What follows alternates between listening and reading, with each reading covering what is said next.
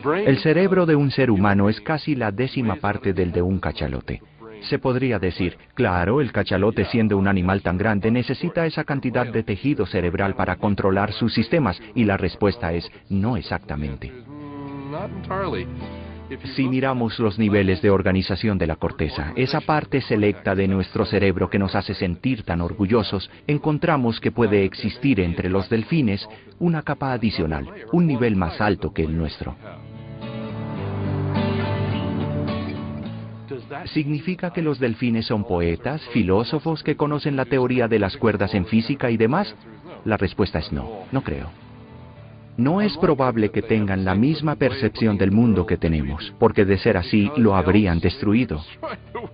Y tuvieron tiempo para hacerlo, aunque hay quienes lo explicarían diciendo, no tienen un pulgar como el nuestro. Pero con su enorme peso se puede hacer mucho daño.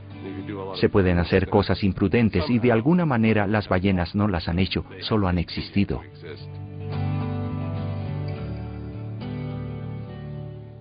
Y esta es una lección maravillosamente valiosa. Se puede tener un equipo enorme, sofisticado, sin destruir el mundo. Podemos aprender de ellas, por ejemplo, cómo vivir en este mundo sin destruirlo. Vencer nuestra arrogancia para aprender de las ballenas.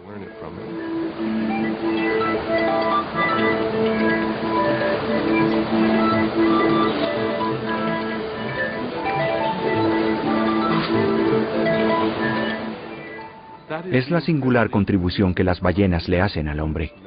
Pasamos, creo, de salvemos a las ballenas a salvados por las ballenas.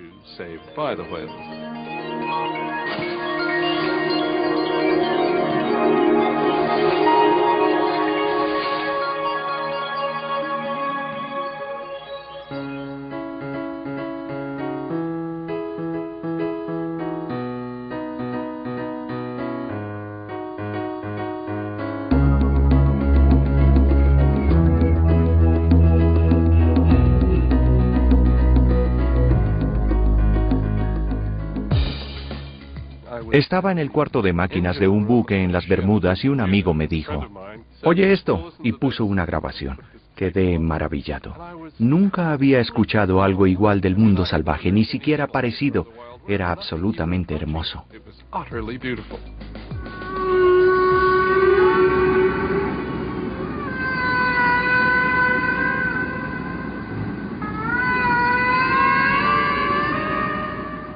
Estaba anonadado. ¿Dices que es una ballena jorobada? Y él contestó sí. Entonces empecé a hacer grabaciones.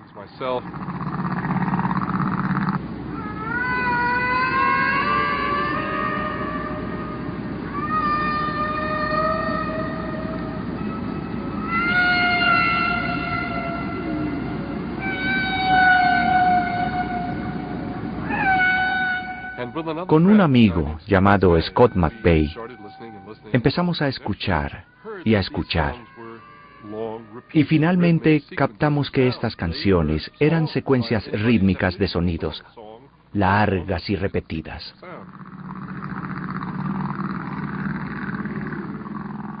Registramos los sonidos en forma visual en un espectrograma acústico.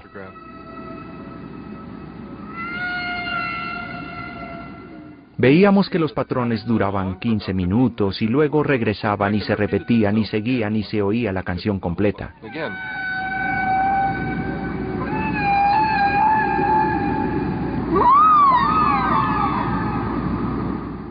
Muchas personas lloran ante los sonidos que hacen estas ballenas, otras quedan totalmente en silencio.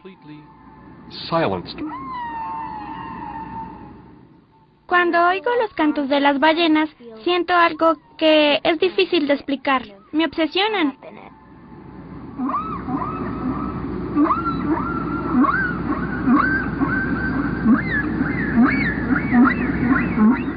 Los sonidos despiertan nuestros sentimientos de pérdida, de tragedia.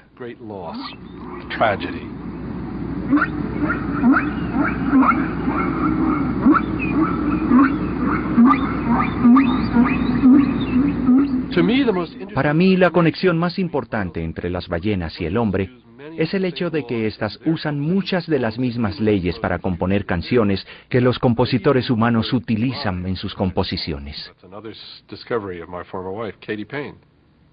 Incorporan incluso ritmo en sus canciones. Ese es otro descubrimiento de mi ex esposa, Katy Payne. Si la canción es complicada, hacen rima. Por ejemplo, hacen sonidos como... y luego... Si después cambian ese primer por que es común, lo dividen en notas y mantienen la rima final. Siempre que ocurre ese cambio se mantiene la rima final.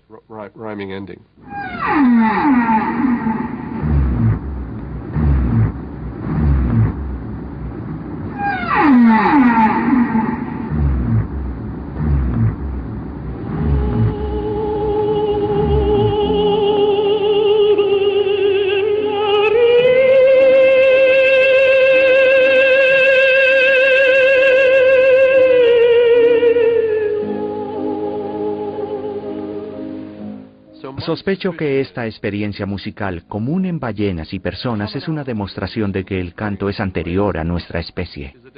Es algo que heredamos de antepasados tan distantes que no lo entendemos.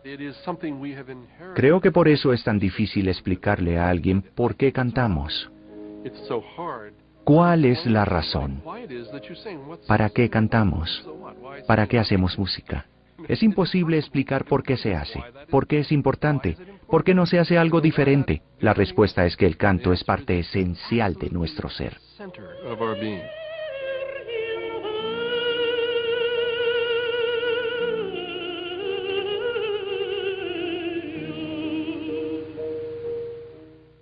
Que las ballenas y el ser humano estuvieran separados durante un periodo tan largo significa que hubo una trayectoria paralela. Allí, el cerebro vertebrado eligió las cosas que funcionan, y adivinen, la trayectoria es la misma, a ambos nos entretienen las mismas cosas. Eso nos explica por qué las ballenas son tan atractivas para el hombre. Cantan en un lenguaje emotivo que no entendemos totalmente, pero con el cual hay mucha empatía.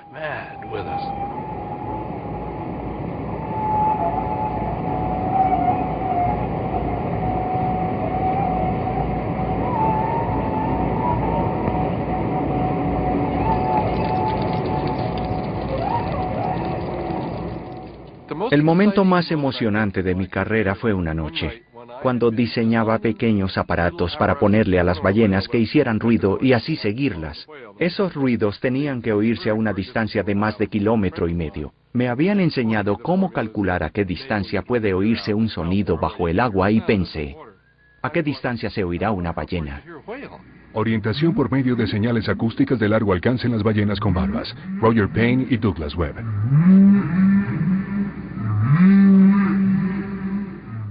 Hice el cálculo de la distancia a la cual se pueden oír esos sonidos y me di cuenta que se pueden escuchar a miles de kilómetros.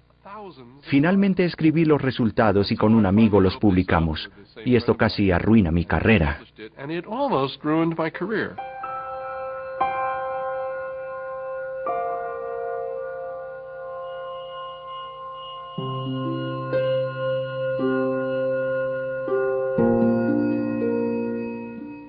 No toleraban esa idea. Atacaron mis fuentes de financiación. Me agredieron. Fue repugnante.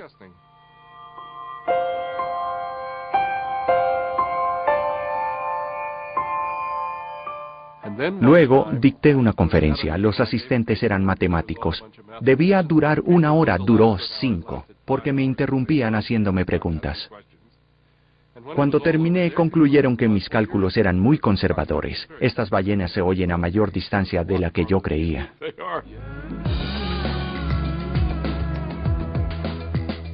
Fue el momento más emocionante.